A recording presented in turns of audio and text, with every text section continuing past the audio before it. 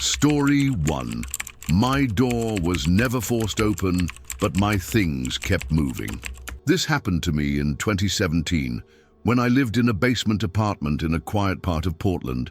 I had just moved out on my own after graduating college, finally able to afford a small place thanks to a part-time job and some remote freelance work. It wasn't much, just a one-bedroom with a kitchenette and one window that faced a small patch of fenced-in grass. But it was mine. I liked that. My place was always silent. No upstairs neighbors, no barking dogs. I'd keep it clean too, mostly because clutter made me feel anxious. I didn't even lock my bedroom door for the first month. The first time I noticed something, it was so small, I almost didn't trust myself. I had a trick for telling if someone had entered, not for security, just a habit from growing up in a big family. I'd place a bobby pin upright in the crack between the bathroom door and frame. If the door opened, it'd fall. That day, it had fallen. I didn't remember using the bathroom that morning. I put it back, forgot about it. 2 days later, same thing. That time I was sure I hadn't opened the door. I started to wonder if maybe I brushed the handle by accident, or if the pin had just slipped on its own. Maybe the vibrations from walking by. That night I slid a small piece of paper between the doorframe and the hinge side, just a corner poking out. In the morning, the paper was gone. There was no sign of anything else. No scratches, no damage. My locks were intact. I didn't tell anyone. After that, I got more deliberate. I'd balance a hair on top of the fridge door and shut it. Tape a thread to the inside of the front door, aligned with the gap in the frame, like a tripwire. Mark the exact position of small objects, a spoon left parallel to the counter, a folded towel on the back of the couch. Every single one of them changed. The spoon would be shifted, the thread detached and on the floor. The fridge, barely ajar one morning. I once found the window unlocked when I'd triple-checked it before bed, but nothing was missing. That's what made it worse. It wasn't theft. It wasn't vandalism. It was awareness. Whoever it was, they knew I was watching. And they were playing inside that space perfectly, like they were rehearsing something. I didn't have friends over. I didn't throw parties. I didn't even date much back then. So I knew it wasn't someone messing with me. It was someone inside. Once I placed flour across the tile just behind my front door, the lightest dusting, enough to pick up a footprint if someone stepped through. The next morning, still smooth, still untouched. But the rug had shifted by exactly 2 inches. I measured. I stopped sleeping properly after that. I'd lie awake for hours, listening to every sound. I even started placing a cup against the wall to hear better, as if I'd catch them moving in real time. I never did. But something changed in me. I started locking every door, bathroom, closet, even kitchen cabinets. I nailed the windows shut. I taped notes to the inside of every drawer. Stop. I see you. One night, I placed my phone camera on a shelf, recording while I slept. Nothing showed up. I watched 6 hours of footage, except at 3:12 a.m. the screen went black, then came back. The recording continued. That wasn't normal. I didn't touch it. From that point forward, I stopped trying to prove anything. I bought a door jamb, slept with a pocket knife under my pillow. I told a few friends and got the usual advice. Call the cops, get a security system, move out. But I had no proof, no sign of entry, not a single broken latch or busted hinge. What was I supposed to report? I started feeling like I wasn't just being watched, I was being studied. I hit a breaking point the night I heard the creak. It was the tiniest sound, like a shoe on old wood. My floors are concrete with cheap vinyl, but the sound echoed the way wood does, deliberate, timed, weight shifted. I didn't move, I just listened. There were no footsteps after it, no noise from outside. I waited until dawn before I opened my door. Everything looked normal, but I noticed something that froze me cold. The tiny piece of clear tape I'd placed across the edge of my bedroom doorframe was cut, not peeled, not ripped, sliced. That's when I did it. I wrote the note. I used a plain sheet of white paper, tore it in half, and wrote 3 words in block letters with a blue pen. "Who are you?" I folded it once and left it on my kitchen table. Alone. No camera, no trap, just the note. I stayed at a friend's apartment that night, slept on their couch, didn't check my phone. I needed distance, time. When I got back the next morning, everything looked undisturbed. No signs of entry, no drawers opened, nothing on the floor. But the note was gone. In its place was another slip of paper, same kind, torn the same way, same pen.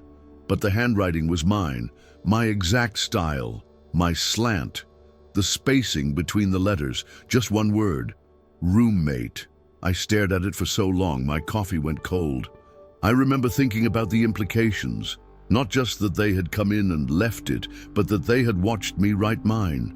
Studied the way I wrote, practiced it, enough to mimic it.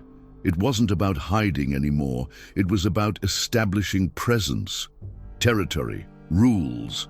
They wanted me to know. I started researching lock mechanisms, silent entry, landlord loopholes, maybe a duplicate key, maybe someone with access to the building.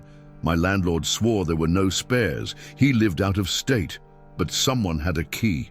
I thought about the apartment layout. One closet had a vent that led to the building's main maintenance corridor.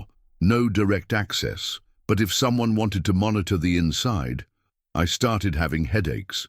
I'd hear clicks that didn't belong to anything, static in the outlets, a low tone sometimes, just at the edge of hearing. I stopped cooking. I stopped going out. I couldn't tell what was mine anymore.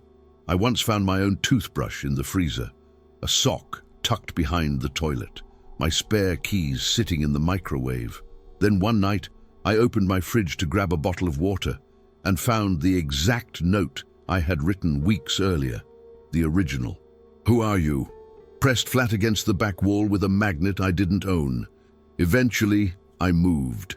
I packed everything I owned into my car and left the apartment with no forwarding address. No final walkthrough. I just left. My deposit was gone, but I didn't care. I moved into a mid-rise a few cities away, a 4th-floor unit in a newer building, keycard entry, security cameras, gated lot. I felt safe for about a week. Then I started noticing things. Small, almost laughable at first. My toothbrush had toothpaste on it in the morning. The top of the peanut butter jar slightly shifted. A light left on that I swore I'd turned off. I told myself it was just nerves, that my brain was trained now to find patterns. But then I opened the cabinet above the sink. There was a box of tea on the shelf, same brand I used to buy, same exact kind, down to the label design. I hadn't bought any since I moved. Half of it was gone. I called the building manager, asked about maintenance entries, got the log, nothing. I changed my locks again, installed a wedge on the door and taped every window. One night, I opened the fridge and found a new carton of oat milk, same kind I drank in my old apartment. I hadn't bought any. I called the police. They came, walked through, said the same thing they always say. No sign of forced entry, no signs of tampering. They didn't even file a report. That night, I took my laptop into the bathroom and typed a message on a blank Word doc. I know. Then I shut it, left it on the table. The next day, I opened the file. One word had been added underneath mine. Good. They didn't want to hide anymore. They just wanted me to accept them, integrate them into my life. I kept moving, different cities, different apartments. But the signs always started to come back after a while. Familiar food, objects slightly misplaced, hairs that weren't mine, shoes I'd never worn by the door. Some people believe in ghosts, some in spirits. I believe in something else, something human, patient, observant, not here to haunt you, here to join you, and they never force the door, because they never have to. Story 2. Everyone I asked said they'd seen me earlier, but I wasn't there. This started for me in late 2018. At the time, I was renting a studio in downtown Chicago. I worked freelance IT support, mostly remote gigs, and kept to myself. My days were predictable. Log in by 9, troubleshoot corporate systems from my couch. Log off by 6, reheat something, watch something, sleep. It was the kind of life no one paid attention to. Exactly how I liked it.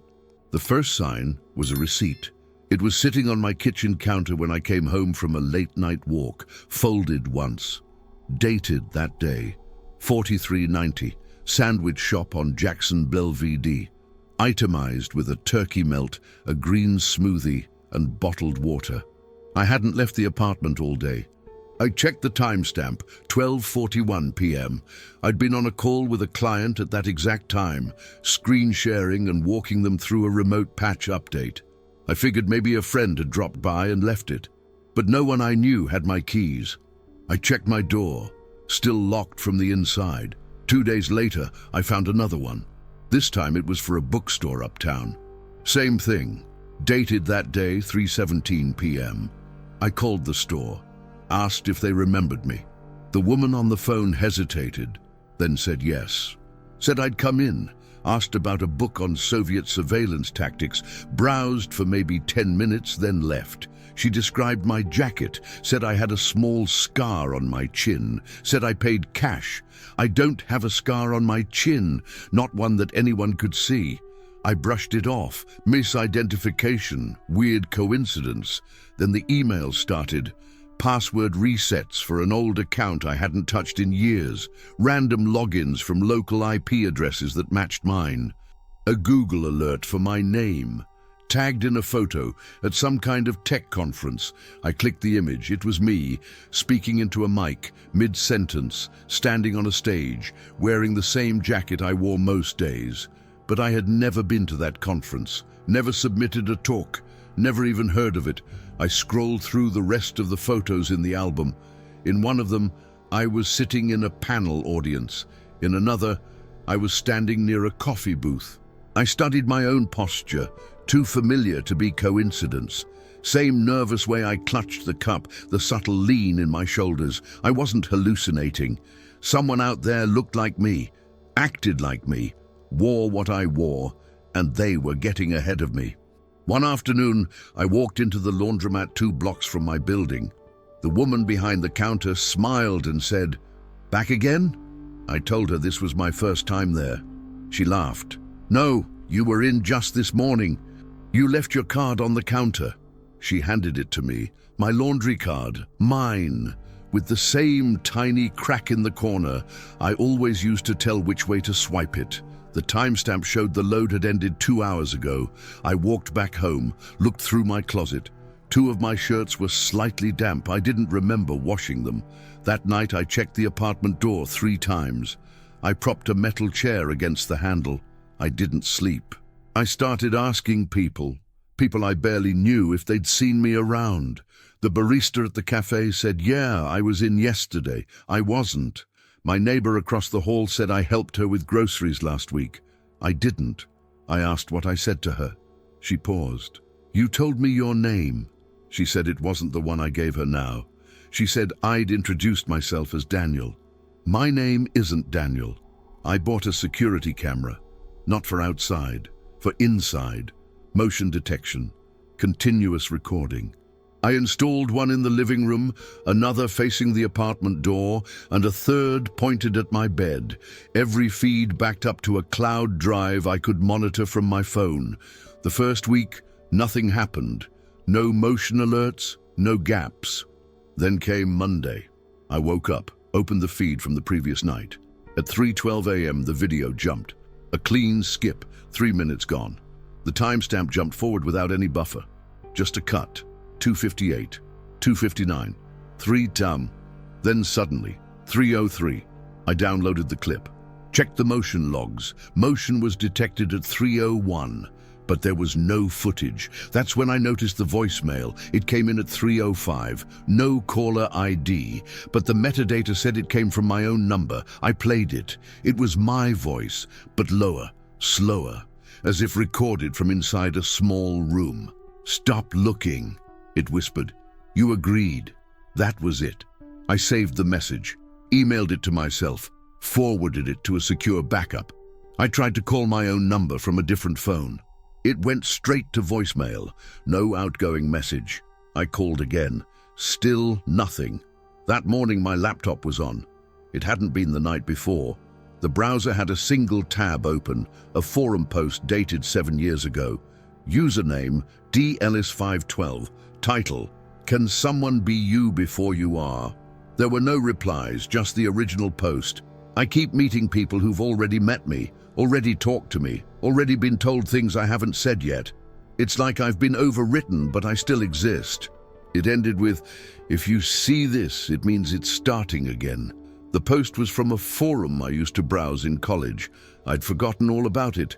I tried logging into that username. The recovery email was one I no longer used. But the security question? It was my favorite teacher's name. I typed it in, it worked. The account had recent activity, logins from my city. I checked the IP addresses.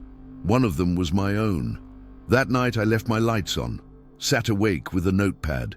I wrote everything I could remember about myself, dates, passwords, memories, like I needed to anchor something before it slipped. At 4:11 a.m., I heard a buzz, a text from an unknown number. You're late. It's already happening. I started pulling away from people, not by choice. It was like they were pulling away from me. My last real friend, Marissa, stopped answering my calls. I showed up at her apartment one afternoon, and she looked through the peephole, but didn't open the door. You already told me not to, she said. I asked, told you what? No answer. I slid a note under her door. It came back an hour later. Same paper, same handwriting. Please don't do this again. I hadn't seen her in weeks. I started reading into obscure psychological research, dissociative identity disorders, mirror theory, something called echo self phenomenon. Rare reports of people being witnessed in places they'd never visited, interviews conducted twice, jobs applied for before they remembered applying. One case stuck with me, a man in Norway who reported his therapist claiming he'd already confessed to crimes he never committed. When asked why he'd lied the first time, the man swore he'd never even met the therapist before. She described his voice, his posture, his watch, said he was more honest the first time. I looked up my own records, driver's license renewal, filed 2 months early, a subscription to a streaming service I'd never used, a Spotify playlist titled For Daniel. I opened it. It was filled with songs I liked, but not the versions I remembered. Acoustic versions, live cuts, slightly slower tempos, almost like they were familiar to someone else's version of me. I went to the coffee shop on Halsted the next morning. The barista saw me and paused. She said, I thought you left. I asked what she meant. You said you were going back to New York yesterday. You said goodbye. I hadn't been to New York in over a year. I told her that. She looked confused. You're wearing the same shirt. I looked down. I was. That night I called a therapist, tried to explain everything. She listened quietly, then asked, Are you sure you haven't been here before? I'm sure, I said. She flipped through her notes. There's already a file open under your name. She showed me. Same name, same birthday. Intake date 3 weeks ago, same issues, same complaints, different phone number. She didn't believe me. Said sometimes people forget, that memory's fluid. I asked her if I seemed different now. She hesitated. You seem tired. I haven't been able to shake the feeling that someone is building a version of me I can't keep up with. Like they're folding my life inward, making choices, taking credit, leaving traces I can't erase. Maybe it's not about copying, maybe it's about replacing. But the worst part, they're doing a better job. People listen to them, remember them, trust them. I'm the outlier now, and every time I try to reclaim something, my friends, my space, my voice, it gets taken back, like it never belonged to me. The last thing I did was write a letter, a long one, about everything that's happened. I left it on my desk. When I came back, it was gone. In its place was a single sheet of paper, typed, no header, no name, just 5 words. You already told this story. Did you enjoy the content and it made a difference for you? Click on Super Thanks and support our work. Story 3. Every address I moved to, the letters found me anyway. This started in 2019, after I finally left him. It took 2 years to make the decision, another 3 months to plan it in silence. I'd moved into a new place, a rental cottage on the edge of a rural town in Vermont. A clean break, no shared bank accounts, no mutual friends, no family overlap. He didn't even know the name of the county. I told no one where I was going. It was the first time I felt safe walking into a home. My therapist called it re-anchoring, finding new routines, new places, new emotional architecture that wasn't tied to him. I started keeping a journal. Nothing poetic, just lists. What I ate, what I wore, whether I opened the windows that day. I felt like I had to track my own life, to rebuild a sense of reality in real time. The first letter came 6 weeks after I moved. It didn't look unusual. Standard envelope, no return address, postmarked 2 towns over. Inside was a single page, typed. But not to me. It was about me. I read it 3 times before I understood what it was saying. It didn't threaten. It didn't accuse. It was a story about a woman who left a man, a woman who moved to a small town, tried to start over, a woman who boiled water every morning for coffee and never drank it until it was cold. That was something I did. I hadn't told anyone that. The last line chilled me more than anything else. And she still wears the sweater he gave her, even though she tells herself she forgot where it came from. I checked my closet. I had 3 sweaters. One of them was grey. I wore it often. I thought I'd bought it at a second-hand shop in Burlington, but when I looked at the tag, it was one of his. I tore it up and threw it in the trash, burned the letter in the kitchen sink. I tried to forget. The next week, a second envelope arrived. Same style. No return. Postmarked from a different town this time. Another single sheet. No greeting. This one was written as a memory. Do you remember the night you cried on the floor in the bathroom with the light off, so no one could see the shadow under the door? I had never told anyone about that. The page continued. It quoted things I never wrote down, recounted thoughts I didn't even know I'd said out loud. And then came the worst part, because I knew what I was about to read. The last line. She tells herself she didn't say yes, but her silence was louder than any word. That night, I didn't sleep. I called my bank, my phone provider, asked if anyone had tried to access my records. No one had. I changed every password, blocked his number, even though I hadn't seen it since I left, set up a P.O. box in another town. But the 3rd letter came 2 days later, dropped through my front door. No stamp. I installed a camera outside my door. It didn't matter. The 4th letter didn't come through the mail. It was tucked inside the front page of the library book I checked out that day. Different town, different branch, same font. I'd gotten careful. I stopped writing things down. No more journals, no more private notes. I cleared my cloud backups, deleted old emails, even disconnected my home internet for a few days. But it didn't stop. The next envelope was heavier, slightly thicker than the others. I opened it slowly. Inside was a page, handwritten, my handwriting, my journal entry from August 17th, 2019. I knew it immediately. I had written it with shaking hands, then tore it out of the notebook and burned it in my kitchen sink. But this wasn't a copy. This was the original. I could feel the indentation of my pen, the slight smudge from when I'd leaned on it, but the paper was clean, unscorched, no burns, no smoke, nothing. I ran my fingers over the margin. It was real. I didn't know what was worse, the idea that he had taken it before I burned it, or that he had taken it after. That page had never left my apartment. I tore it out the moment I wrote it. I remember watching the flame crawl across the words. I remember what I'd written. It wasn't for him. It wasn't for anyone. It was a confession. I still think about the sound he made when he slammed the door. Not because I miss him, but because I still flinch when I hear it anywhere else. I folded the page again, put it back in the envelope, placed it in a shoebox under my bed, locked. The next morning, the envelope was back on my pillow. The page was folded differently, The crease was horizontal now. I kept trying to tell myself he hadn't found me, that maybe I had been careless, that someone at the post office or the library or some data leak had given away my address. But how do you explain the next letter? It was in my fridge, between the oat milk and the jar of mustard. I never opened it. I just dropped it into the trash and kept walking. Then came the journal. I hadn't kept one since I burned the last page, but one day I opened the drawer next to my bed and there it was, my old journal. The same one I'd thrown in the bin after removing the spiral and shredding the cover. Every page restored, except the one he sent. That one was missing. I found a study one night online, a fringe psychological journal, Trauma Residue in Symbolic Form, Repetition Compulsion Through Indirect Contact.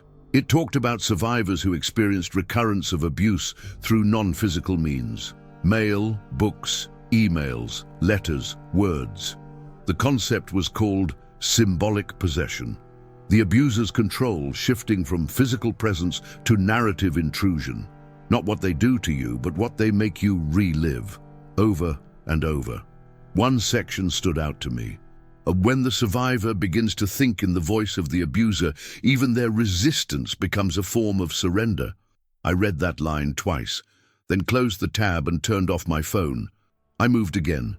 New town, new name, new lease, paid in cash, no forwarding address, no phone registered to my name. I rented a tiny upstairs room in a shared house in another state. The landlord didn't ask questions. For a month, nothing happened. I started walking again, reading, painting, things I hadn't done in years. The letters stopped. My breath evened out. I thought maybe this was it. Maybe I was finally out of orbit. Then one morning I opened my laptop. The background image was different. It wasn't the stock photo I'd set last week. It was a photo of me, taken from outside. I was asleep, curled up in bed, back to the window. The curtains were slightly parted. The angle was exact. I didn't own a tripod. I didn't know anyone with access to my room. I checked the image file name, Chapter 2. I stared at the screen for over an hour, tried to tell myself maybe it was a glitch, a virus, something explainable. I searched every folder, every recent download. The file wasn't listed. It only existed as the wallpaper. The letters didn't return. They didn't have to. It was clear now that this wasn't about contact. It wasn't about him watching me. It was about authorship, ownership, control through retelling. He wasn't trying to find me. He was reminding me that I was still inside his story. No matter how many times I move, no matter what name I give, no matter what words I burn or erase, he rewrites them, sometimes before I even think them. And the scariest part? There are days I catch myself thinking in his voice, choosing words he used to use, and I realize I'm not trying to escape anymore. I'm just waiting for the next chapter.